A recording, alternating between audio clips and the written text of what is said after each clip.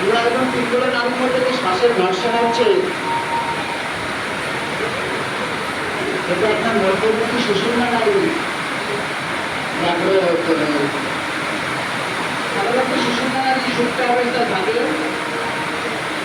বাম এবং ডান ক্রীড়া এবং পিঙ্গলের মধ্যে যখন শ্বাসের ঘর্ষণ হচ্ছে, তখন মধ্যবর্তী সুষুম্না নারীও জেগে উঠছে। এটা আপনার কুণ্ডলিনী জাগরণের সহায়ক।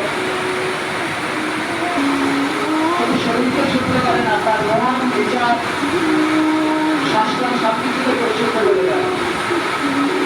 আর ব্যায়াম শুধুমাত্র শরীরের উপরে এখন করে না, আপনার মনের উপরে, আপনার সংস্কারের উপরে, আপনার আত্মার উপরে।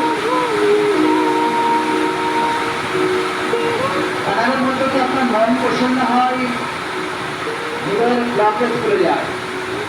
যাদের হার্ট ব্লকেজ হয়েছে তাদের তার মাধ্যম দিয়ে বিনা সার্জারি করে আপনার হার্ট ব্লকেজকে খুলে ফেলতে পারে। আমাদের